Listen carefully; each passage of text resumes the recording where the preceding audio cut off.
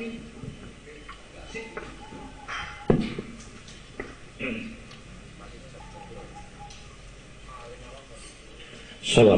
warahmatullahi wabarakatuh.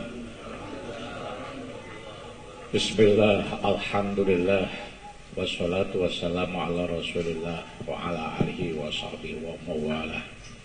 Subhanaka la ilma lana illa ma 'allamtana innaka antal alimul hakim. Amma ba'du. Jamaah Jumat Pagi yang insyaallah dirahmati Allah. Mari kita buka acara sinau bareng ini dengan bacaan Ummul Quran. Al-Fatihah. Bismillahirrahmanirrahim. Alhamdulillahirabbil alamin arrahmanir rahim maliki yaumiddin. Iyyaka na'budu wa iyyaka nasta'in ihdinas siratal mustaqim. Shiratal ladzina an'amta 'alaihim ghairil maghdubi 'alaihim waladdallin. Amin.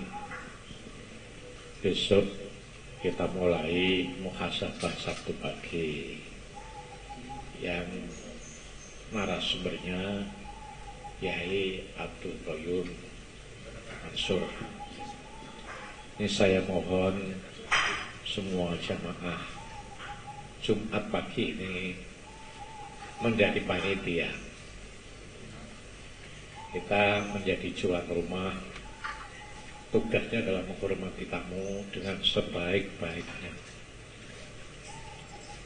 Dan inilah satu aplikasi dari apa yang kita pelajari ini. Kita semuanya adalah pelayan, jangan sampai kita ini minta dilayani. Rasulullah SAW juga karena abduka Rasulullah, yaitu pelayan. Menjadi pelayan atau menjadi tuan rumah yang baik adalah menghormati tamu dengan sebaik-baiknya.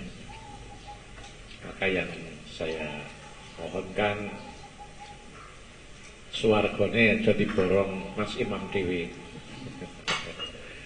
swargane aja diborong Mas Agus Dewi. Kita semuanya ingin merebut untuk mendapatkan surga. Tempatnya disediakan yang betul-betul representatif. Masjidnya dihapari dengan gambar-gambar yang ada sehingga yang duduk bisa nyaman. Kemudian pasti tidak muat, itu nanti depannya masjid dipasang kursi saja, nggak usah teror. Kemudian sound sistemnya harus bisa didengar dari semua penjuru, artinya tidak bawah-bawah ini. Kemudian mobilnya kita tayang bagus, Mbah Tano mantan perwira menjadi panglima di situ ngatur kendaraan. Karena belum tentu yang menyebabkan orang masuk surga itu kita wiridan, belum tentu. Kadang-kadang hal yang kecil-kecil itu yang dilakukan dengan ikhlas, itu yang bisa menyebabkan orang masuk surga. Kita tayang bagus, jangan sampai mengganggu kendaraan yang lain. Syukur-syukur kalau bisa masuk semua. Kemudian konsumsinya juga ya diatur yang baik, dan mungkin di tempat itu kantinnya anak-anak itu. Kemudian pardon, kalau makhluk qiyam nanti disiapkan yang bagus Pak Rawi, makhluk qiyam disiapkan yang bagus. Dan kalau ya kok ada itu pakai dupa itu di bawah Pak, sehingga betul-betul Rasulullah itu nanti bisa hadir di tengah-tengah kita. Kemudian acara muhasabah Sabtu pagi ini program saya, keinginan kita semua dalam tahun ini kan tinggal 1,5 bulan itu bisa mendatangkan 3 narasumber. Yang pertama Gus Qayyum, ini seorang yang alim yang juga ada kaitannya, ada benang merahnya dengan Tuban, mantune wong Tuban. Nomor 2 nanti saya mohon yaitu Abuya panggilannya itu ya, Ar-Razi Hasim, Ini rumahnya Jakarta, tapi ini juga menantunya orang Malang. Katanya kalau liburan mau ke sini. Ini Pak Rowi dihubungi keluarganya yang Malang itu. Tangganya Pak Haji Mansur, mertuanya di sini dihubungi. Al-Rozi Hasim ini memang pengamal toriko. Tasawufnya betul-betul mantap, referensinya mantap, masih muda, dan masjidnya kan kalau kita kembali kepada yang backup Rasulullah itu mudah-mudah itu betul. Kita ini harus kadaluwarsa kabeh. Kenapa? Sayyidina Abu Bakar ini bela Rasulullah mulai usia 33 tahun. Sayyidina Umar umur 28 tahun. Sayyidina Utsman juga sejajar dengan Sayyidina Umar. Sayyidina Ali malah masih umur 10 tahun. Nah, kita ini yang di bawah 30 aja tidak ada sekarang kan. Kita. Jadi Mas Amin ini rekrutmen ya mudah-mudah. Karena saya ingin ini adalah menjadi embrio pengembangan masjid kita yang multifungsi itu. Masjid kita ini nanti di manage yang bagus, yang menjadi betul-betul masjid yang multifungsi. Ada nanti ya budaya, seni, taklim, dan juga ekonomi. Tua-tua gak nyanda. Ya tua itu bagiannya ya lain lagi. Kayak Pak Jusumiran ya seperti sekarang ini, Pak Parno seperti sekarang ini, Pak Mofet seperti sekarang ini. Karena yang tua itu jadi jimat saja nanti kan. Ini yang harapan saya. Tadi dari sini ini adalah embrio yang kita harapkan nih big up itu betul-betul nanti satu forum yang betul-betul produktif. Dan saya yakin kalau semua kita lakukan posternya yang 3 itu yang kita bahas sudah habis ini, posternya udah itu yang kecukupan adalah pertama istighfar dalam tanda petik, kedua adalah baca selawat dengan tanda petik, dan birrul walidain dengan tanda petik. Kemudian yang kedua yang perlu saya sampaikan, besok yang ikut ke Pekalongan ini supaya santai, diusahakan habis ngaji langsung berangkat. Biasa ngaji cangkruk itu kan jam 8 nah. Habis ngaji apalagi lama tidak ketemu dengan sahabat-sahabat itu kan bisa cangkruk kan bisa, sehingga nanti kita bisa longgar di sana. Dan kalau pulang saya ingin juga sowan ke Habib Novel kan lewat Solo ya. Habib Novel yang pernah kita undang, banyak sekali aplikasi-aplikasinya itu yang bisa kita contoh. Jadi bisa menggabungkan spiritual dan profesional. Kita suan ke sana, tabarukan ke sana. Tinggal pakai kendaraan sendiri, insya Allah itu nyantai. Kalau urusan transportasi dan makan biar saya tanggung. Tapi masuk kalau bayar kotak mau ke toilet saya bayar ya. Kalau tidur ya enggak, kalau mau di hotel ya silahkan, tapi ya bayar dewi kayak gitu. Kalau mau di masjid ya silahkan, itu aja ya.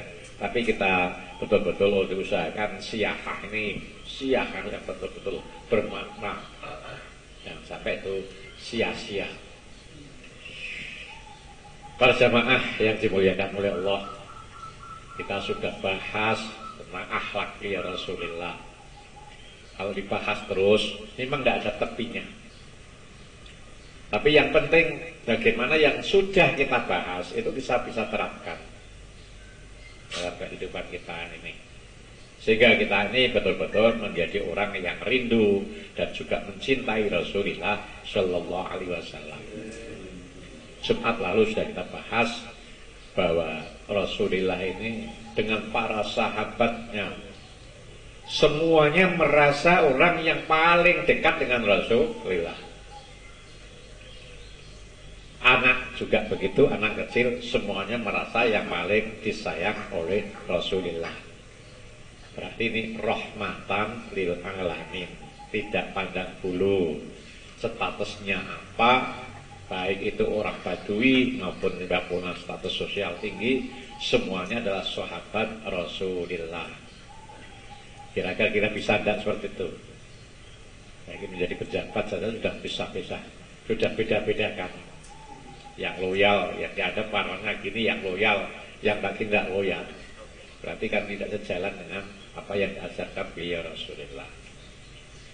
Rasulullah sudah rindu, haru karena ketemu umatnya yang selalu memanggil-manggil namanya, padahal lahirnya jauh dengan waktunya beliau Rasulullah, tempatnya jauh dengan tempat beliau Rasulullah. Dan kita ini sudah pernah rindu. Kalau kita baca selawat, saya dengar para kiai itu, kalau kita ini ketemu Rasulullah itu rasanya merinding. Kalau biasa-biasa saja berarti kita ada ketemu. Nanti saya tidak tahu dasarnya, nanti kalau itu kan ada dialog ya. Ada soal Ustadz atau Kiai Abu ya Ar-Razid kan ada dialog, nanti bisa ditanyakan. Ciri-ciri kalau kita ini betul-betul ketemu Rasulullah itu adalah ketika kita baca sholawat rasanya itu merinding.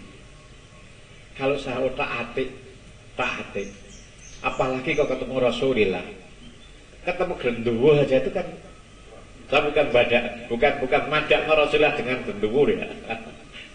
itu aja kan kita kerasa kan, beda kan kalau kita tidak ketemu biasa, ini kan tidak ketemu jin, tidak apa. Kalau ketemu langsung sanggung bulunya ngadek kabeh.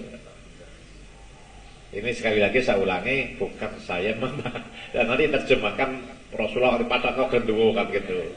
Ini hanya logika otak-atik saya. Tapi nanti tasihkan pada kiai-kiai tadi. Terus narasumber kita tadi kok tak potong ya. Ingin 3 narasumber. Yang pertama ini adalah Gus Koyum, sudah Rawi sudah berhasil. Yang kedua Ustaz Fauzi Hasim. Yang ketiga Gus Bahak.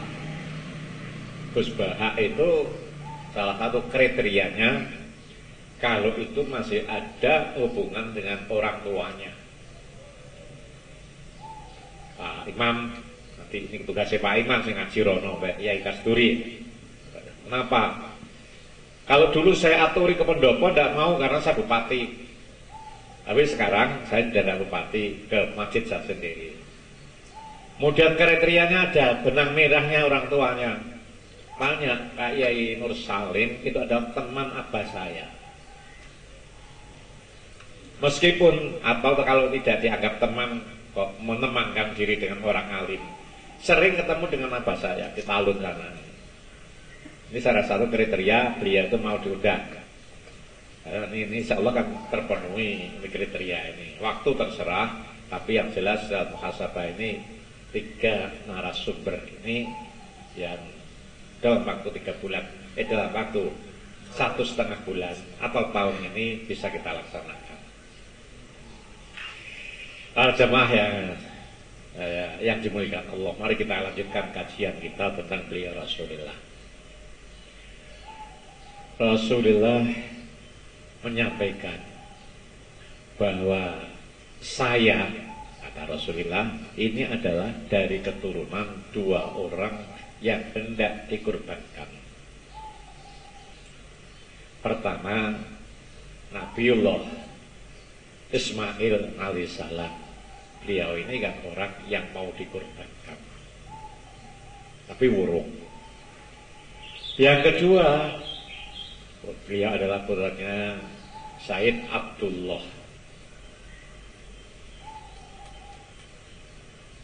Said Abu Thalib, Abdul Muthalib, atau neneknya beliau Rasulullah, itu pernah nazar, saya kalau punya anak 10, maka salah satu dari anak saya mau saya korbankan. Karena ini orang Arab itu, waktu itu anak ini kebanggaan, apalagi anak laki-laki. Semakin banyak punya anak, itu semakin dia ini punya kebanggaan karena bolonake untuk perang. Kemudian hajatnya neneknya beliau Rasulullah ini dijabai oleh Allah. Lahirlah anak sampai 10, yaitu Said Abdullah ini ayahnya beliau Rasulullah. Maka beliau ini harus komit dengan nazarnya. Dibawalah Abdullah ini ke Masjidil Haram atau ke sekitar Ka'bah untuk dikorbankan. Apa yang dilakukan oleh Abdul Muthalib ini diketahui oleh orang Quraisy. Orang Quraisy ini adalah suku yang terhormat zaman itu. Jadi kalau Rasulullah ini adalah Bani Hashim, itu kalau turunannya Bani Hashim, kemudian sukunya ini Quraisy. Diketahui karena pimpinannya orang Quraisy ini adalah neneknya beliau Rasulullah ini. Yang megang kuncinya Ka'bah ini adalah Said Abdul Muthalib ini, neneknya Rasulullah ini. Maka oleh orang Quraisy ini, cucumu mau keapakan? Anakmu mau keapakan? Dijawab bahwa anak saya mau saya korbankan, karena ini adalah nazar saya. Oleh orang Quraisy ini, jangan, kalau bisa jangan. Pertama yang harus dilakukan adalah diundi biar adil. Di antara anak 10 itu siapa yang nanti undiannya keluar, itulah yang dikorbankan. Telah diundi pertama, yang keluar namanya tetap itu Said Abdullah, abahnya beliau Rasulullah. Tidak terima diundi lagi, undian pertama tidak valid. Undi yang kedua yang namanya tetap yaitu Abdullah ini. Masih kurang yakin lagi supaya lebih valid, diundi lagi. Sampai diundi ketiga yang keluar tetap Said Abdullah ini. Ini ya pasti ini adalah skenario Allah kan seperti itu ya. Kemudian masih diprotes oleh orang Quraisy ini. Ini ya janganlah, masa manusia mau dikorbankan. Diganti domba. Kira-kira gantinya domba Abdullah itu berapa? Pertama diundi itu adalah dengan domba 10. Domba 10 ini diundi, yang keluar tetap Abdullah, Said Abdullah terus. Sama dengan proses yang tadi, sampai yang ketiga kalinya yang keluar tetap Abdullah. 3 kali ini setiap undian itu ditambah 10. Sudah 30 domba yang keluar tetap Said Abdullah. Orang Quraisy tidak terima manusia, tambah lagi sampai 10 kali, sehingga hasilnya adalah ada domba 10, domba 100 diundi, ini yang keluar baru dombanya. Ini, jadi harganya Said Abdullah itu adalah sama dengan 100 domba. Ada yang menangkap itu adalah unta, baru yang keluar di unta ini. Ini binatang-binatang inilah yang nanti mau masuk surga.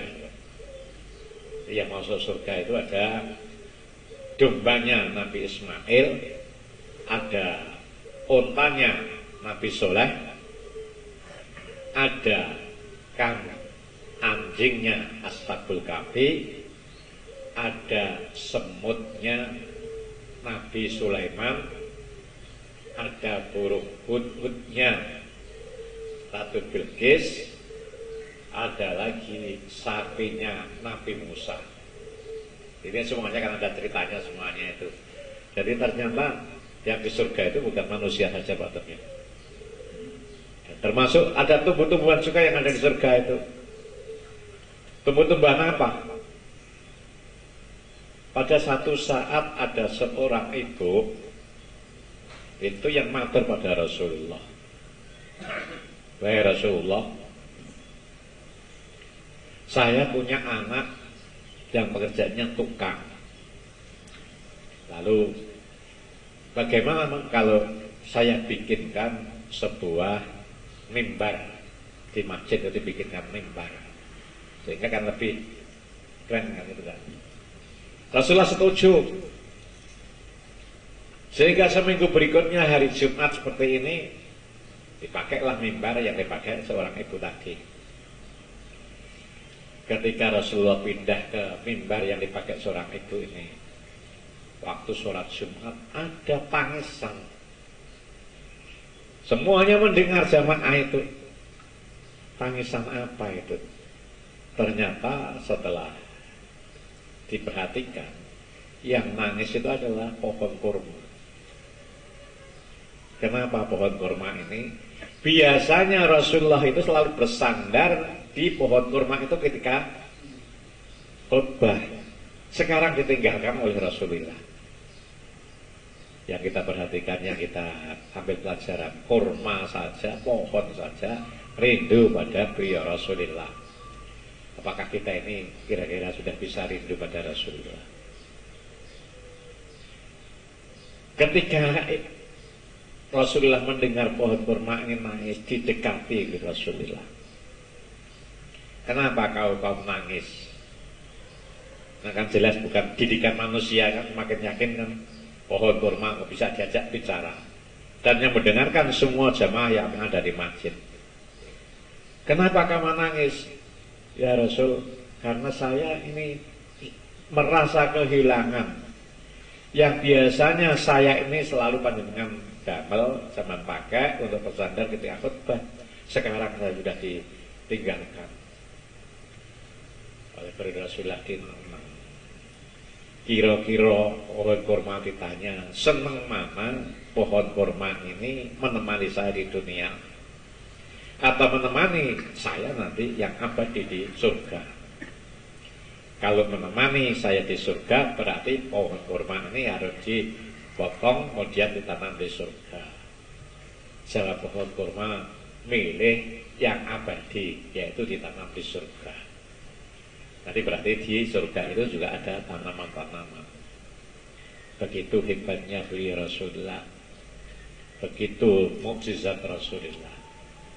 Mudah-mudahan kita semua dengan banyak mengkaji apa yang diajarkan oleh Rasulullah, ini kita bisa mencontoh, bisa merindukan dan bisa mencintai. Jamaah yang dirahmati Allah, selanjutnya kita sudah bikin beberapa program yang insya Allah program yang urusannya dengan dunia. Itu berarti bukan urusan dunia. Kam min amalin ka'annahu amalud dunya wa huwa amalul akhirah. Wa kam min amalin ka'annahu amalul akhirah wa huwa amalud dunya. Ini yang harus kita pegang, bahwa kualitas sebuah tindakan itu adalah tergantung dari niatnya. Banyak amal yang seakan-akan itu adalah pekerjaan dunia, tapi hakikatnya adalah pekerjaan atau amal akhirat. Ya, nanam pisang itu seakan-akan kan juga amalan dunia. Melihara ayam itu seakan-akan kan amal dunia.